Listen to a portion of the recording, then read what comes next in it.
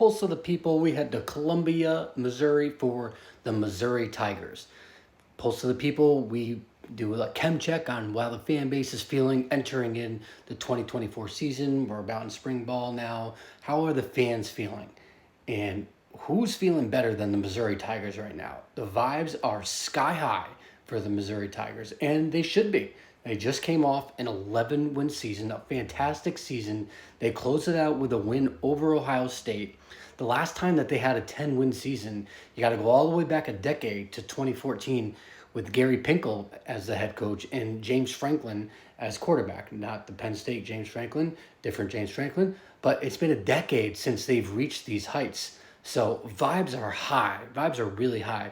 And they return a lot of their production. They turn a lot of offensive production. So they bring back their quarterback, Brady Cook, who had a great breakout year. They had Luther Burden, who could have been like a Heisman contender last year. We'll see what he does this year. And then also Theo Weiss. So a lot of weapons coming back. Obviously, you lose Cody Schrader, who was, I think, the SEC leading rusher. He had a phenomenal year. You lose him, but they bring in Georgia State transfer Marcus Carroll. You got Nate Noel on the roster. So they're looking to replace him, but they got a lot to look forward to on the offensive side of the ball for Missouri this year. Now, on the defensive side of the ball, they lost their defensive coordinator, Blake Baker, to LSU, but they replaced him with South Al's defensive coordinator, Corey Batoon. A lot of people are really liking what he did, and they think is a really, really great hire for Eli Drinkwitz. And then we also got Kirby Moore as second year as offensive coordinator in this system. I mean, things erupted last season, so only can build on top of that. So things are looking really, really great for the Missouri Tigers in 2024. On top of that, they may have the most favorable SEC schedule out there right now.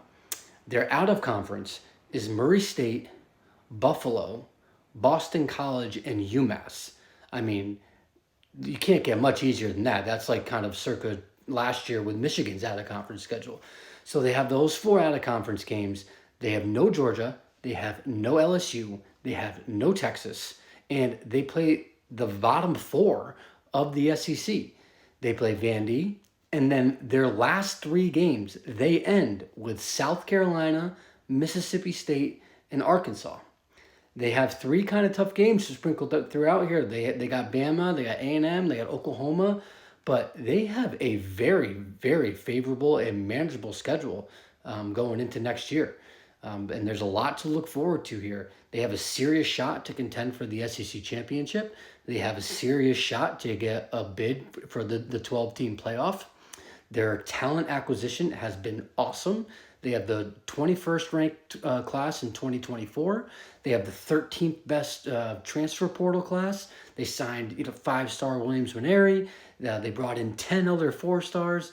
They got a tackle from Oklahoma in the transfer portal, an edge from Georgia in the transfer portal, a corner from Clemson in the transfer portal. Like, vibes are humming for Missouri right now. With the schedule that they have in front of them, the team that they have, the culture that Eli Drinkwitz has built over the past few years there, a lot to look forward to. Vibes are really high right now.